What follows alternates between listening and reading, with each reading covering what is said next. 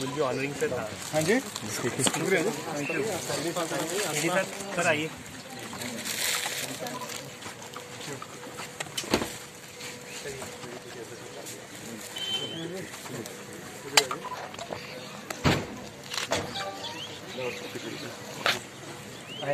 चले जी। चलिए शुक्रिया। अच्छा ओके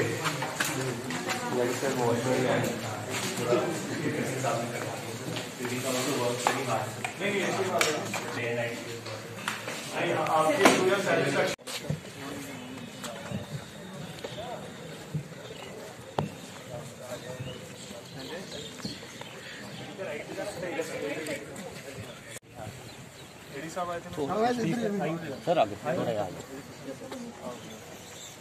साहब कहाँ है? एक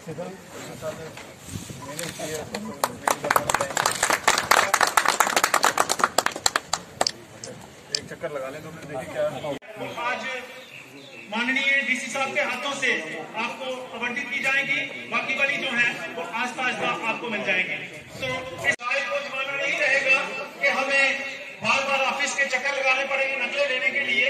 इस चीज को खत्म करते हुए एक म्यूनसिपल कमेटी के चेयरमैन सैनी साहब, बीडीसी मेंबर, हमारे बीडीसी चेयरमैन साहब, मेरे साथी अफसरान, अरनिया म्यूनसिपल कमेटी के सभी काउंसलर्स जो हमारे साथ हैं, बहुत से मोजेज जिन्होंने बात की, हमारे सीनियर सिटीजन डॉक्टर साहब जिन्होंने काफी जज्बात के साथ बहुत सारी चीजों के बारे में जानकारी दी जिनके बारे में शायद हमें पहले नहीं मालूम था, और बहुत सारे हमारे साथी जो कम वक्त में भी हमारे साथ जुड़े हैं, हमारे मीडिया के सभी साथी, सभी को आदाब, नमस्कार।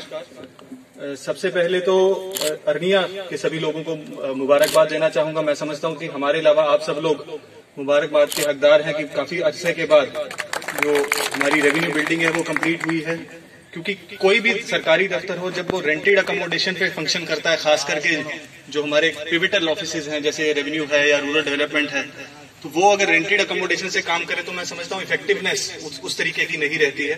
तो हमारी कोशिश थी, मैं तकरीबन 6 या 7 महीने पहले यहाँ आया था तो बिल्डिंग जब मैंने देखी तो बहुत सारे हमारे साथी मिले थे तो जिन्होंने कहा कि ये एक इम्पोर्टेंट टास्क है जिसको पहले तुरंत करने की जरूरत है, और खास करके बॉर्डर इलाके के लिए, क्योंकि बॉर्डर इलाकों की मुश्किलातों का शायद अंदाजा बॉर्डर पे आके ही लगाया जा सकता है। दफ्तरों में बैठ के बात करनी आसान रहती है, बट यहाँ आकर ज्यादा बेहतर समझ आती है कि किस तरह की मुश्किलात लोग फेस करते हैं। उसके बाद बहुत सारे हमारे साथियों ने क्रॉप लॉस की और रिलीफ की बात की कि शायद रिलीफ जो है टाइम पर नहीं मिल पाता है, वो भी एक परेशानी थी। हमारी सरपंच साहिबा हमारे साथ हैं तो इन्होंने भी जब दौरा किया था मैंने तो उस टाइम इन्होंने भी जाहिर किया था कि बहुत सारे ऐसे हमारे इलाके हैं, बहुत सारे हमारे किसान हैं बॉर्डर पे जो छूट जाते हैं कि जब हेल स्टॉर्म की वजह से या किसी भी वजह से फसल का नुकसान होता है तो टाइम की रिलीफ नहीं पहुंच पाता है। तो इस बार हमारी ये कोशिश थी कि किसानों के बैंक अकाउंट नंबर्स, उनकी रकबा कितना है, कितना रिलीफ का अमाउंट बनता है, उसको बहुत पहले से हम कैलकुलेट करें, और वो दिसंबर के महीने में हमने ट्रांसफर किया था तहसील ऑफिस में। उसके बाद अब तहसीलदार की अदला बदली में थोड़ा वक्त लगता है, फिर नए तहसीलदार ने ज्वाइन किया है। तो मैं समझता हूँ आज के टाइम पे जो मेरी इन्फॉर्मेशन है कि 80% से ज्यादा लोगों को उनके बैंक खातों में जो है मुआवजा दिया जा चुका है। उसके अलावा भी जो लोग बचे हैं तो अभी भी हमारे पास रिलीफ अमाउंट अवेलेबल है। ऐसा नहीं है कि अगर कोई छूट गया है तो उसको छोड़ दिया जाएगा, पर फिर भी आज एसडीएम साहब यहीं पर रहेंगे तो आप उनके साथ भी बात कर सकते हैं, मुखातिब होंगे। कोई भी ऐसे इश्यूज हैं आपके रिलीफ को लेकर के तो उसको बिल्कुल क्लियर करेंगे हम आने वाले अगले 10 दिनों में।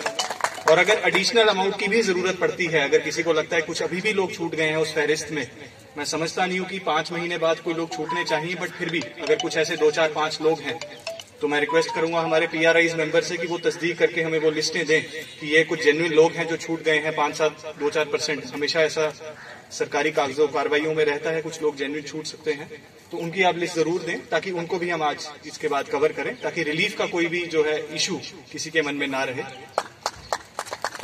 एक बड़ी अच्छी बात डॉक्टर साहब ने भी कही और बाकी साथियों ने भी कही स्टेडियम के बारे में कि भाई स्टेडियम एक इम्पॉर्टेंट एसेट है हमारे लिए। और ऑनरेबल एलजी साहब भी आप लोग देखते होंगे हमेशा स्पोर्ट्स एक्टिविटीज और यूथ की अक्सर बात करते हैं और स्टेडियम्स की बात करते हैं। तो मैं चाहूंगा और मैं एक रिक्वेस्ट एक छोटी सी आपके जरिए भी करना चाहूंगा कि हमारे पीआरआईज के पास भी बहुत सारे फंड्स इस बार डिवॉल्व किए जा रहे हैं। इनफैक्ट पिछले साल से किए जा रहे हैं और अगले साल भी वही सिलसिला बरकरार रहेगा।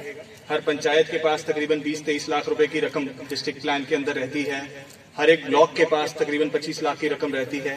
इसी तरीके से डिस्ट्रिक्ट डेवलपमेंट काउंसिल के पास भी 10 करोड़ की रकम फॉर द एंटायर जिले के लिए रहती है।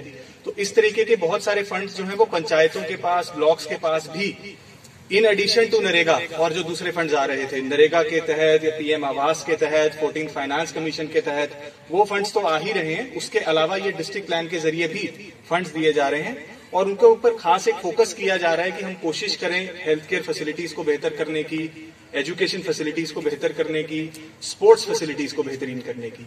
तो मैं रिक्वेस्ट करूंगा कि जो हमारे कंसर्न पीआरआईज हैं वो इसके ऊपर थोड़ा काम करें और इस साल का प्लान जो हमने अब मार्च में कंप्लीट करना है उसके अंदर इन सारी फैसिलिटीज को ऐड ऑन करें।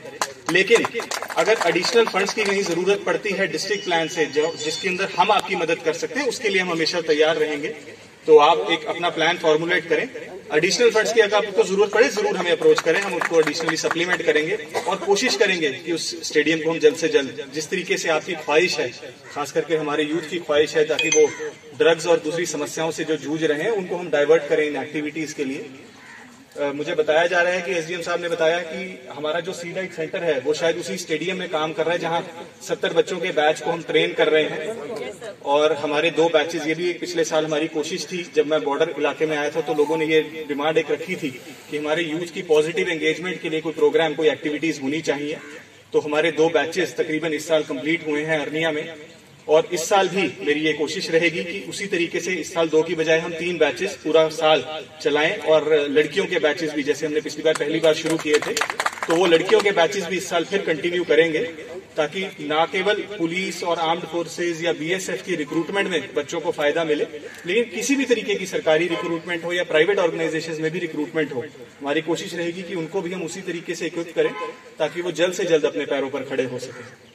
रेवेन्यू डिपार्टमेंट की कुछ लोगों ने बात की है, उसके ऊपर 2 बातें कहना चाहूंगा कि पिछले 1 साल से डिजिटाइजेशन का प्रोग्राम जो है वो जम्मू जिले में बड़ी तेजी से चल रहा है। इनफैक्ट यूटी के पूरे 20 जिलों में सिर्फ 2 ही जिलों को चिन्हित किया गया था, जम्मू और श्रीनगर, जिनको रिकॉर्ड्स को जल्द से जल्द डिजिटाइज किया जा सके ताकि लोगों को जिनको उर्दू की जानकारी नहीं है, पटवारी की अवेलेबिलिटी के इश्यूज आते हैं या दूर दराज का इलाका है, दफ्तर जाने में परेशानी है, उनको कंप्यूटर पे एक क्लिक से ही अपना रेवेन्यू रिकॉर्ड सामने दिख सके। उसके लिए एक आपकी जमीन आपकी निगरानी एक इनिशिएटिव हमारा नवंबर में शुरू हुआ था। यहाँ पर भी नियामत लेवल पे कुछ कैंप्स लगे होंगे और उसके तहत अरनिया का जो हमारे 50-52 रेवेन्यू विलेजेस हैं उनमें से 38 विलेजेस का जो रिकॉर्ड है वो ऑनलाइन आपको दिख सकता है। तो उसके लिए आपको किसी तहसीलदार के पास, पटवारी के पास, गिरदावर के पास जाने की जरूरत नहीं है। और हमारी कोशिश है कि अगले 2 महीने में बाकी जो 14 बचे हुए विलेजेस हैं उनको भी हम कंप्लीट करें ताकि ये जो रेवेन्यू रिकॉर्ड को लेकर बड़े लोगों के मन में शंका रहती है कि पता नहीं मेरी जमीन मेरे नाम पर है भी कि नहीं, किसी और के नाम पे तो नहीं चली गई है, रिकॉर्ड लेने कहाँ जाना पड़ेगा, उस तरीके की समस्याओं से आपको जो है राहत मिलेगी। लेकिन ये जो प्रोसेस है उसके लिए मुझे आप सब लोगों की कोऑपरेशन की, जो कि हमेशा मिलती आई है, आगे भी जरूरत पड़े कि लोगों को उसकी चीज की जानकारी भी हो। तो आज का जो ये प्रोग्राम था लैंड पासबुक्स बांटने का, वो इसी कड़ी में एक था कि जिसके अंदर जो लैंड पासबुक है बैंक पासबुक की तरह है, बैंक खाते की तरह है, जिसके अंदर आप लेटेस्ट अपना लैंड का हिसाब देख सकते हैं कि इस खसरे नंबर में मेरे पास कितनी जमीन है, जमाबंदी किसके नाम पे चल रही है, गिरदावरी किसके नाम पे चल रही है। लेकिन एक छोटी सी बात इसमें ध्यान रखने वाली है कि ये जमाबंदी लेटेस्ट अपडेटेड है। तो मान लीजिए कोई जमाबंदी 18-19 की अपडेटेड है तो 18-19 तक अपडेटेड रिकॉर्ड मिलेगा, आज तक का नहीं होगा। तो पिछले 1-2 साल का थोड़ा गैप रहेगा, उसके ऊपर भी हम काम कर रहे हैं ताकि आगे आने वाले 6-8 महीने में जिस भी वक्त किसी भी तरीके की लैंड में चेंज होती है आपको एसएमएस के जरिए अलर्ट है कि मेरी जमीन बिक गई है। तो इस तरह की चीजों से आपको मुक्ति मिलेगी। तो हमारी कोशिश इस डिजिटाइजेशन प्रोग्राम के तहत यही है।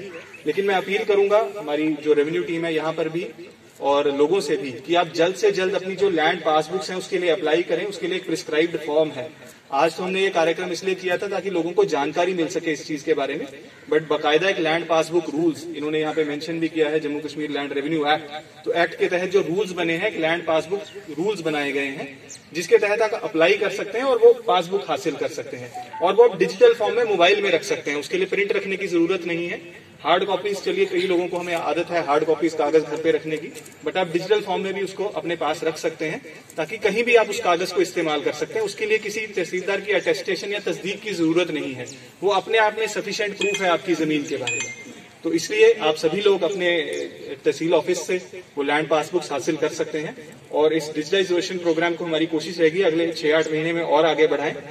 आज के समय की कमी के लिए भी एक बार माफी चाहूंगा, कुछ एंगेजमेंट्स हैं तो मुझे यहाँ से जाना पड़ेगा, लेकिन एसडीएम साहब यहाँ पर रहेंगे, मेरी रेवेन्यू टीम यहाँ पर रहेगी, हमारे फूड एंड सिविल सप्लाईज के ऑफिसर्स यहाँ पर हैं। पेंशन्स का किसी ने जिक्र किया कि कुछ इश्यूज आते हैं तो डिस्ट्रिक्ट सोशल वेलफेयर ऑफिसर यहीं पर हैं। अगर आपको कहीं भी दिक्कत आती है, कुछ लोग छूट गए हैं, नहीं कवर हो पा रहे हैं, तो आप उनको जिक्र बता सकते हैं।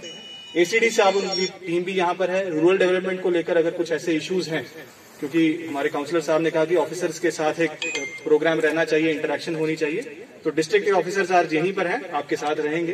कुछ भी ऐसे इश्यूज हैं आप जरूर फ्लैग कर सकते हैं। पर जो मुख्यतः 5-10 बातें आपने इंपॉर्टेंट कही हैं तो उसके हमारे पास रिकॉर्ड रहेगा और होपफुली कोशिश करेंगे कि आने वाले कुछ वक्त में उनमें से कुछ पर हम काम करके फिर दोबारा अर्निया में ही एक प्रोग्राम दोबारा करें और फिर से आपका एक फीडबैक ले सकें किस तरीके से हमें आगे बढ़ने की जरूरत है। बाकी आज आने के लिए और हम सबकी जिला इंतजामिया की भी, मेरे साथियों की भी हौसला अफजाई के लिए बहुत बहुत शुक्रिया। धन्यवाद।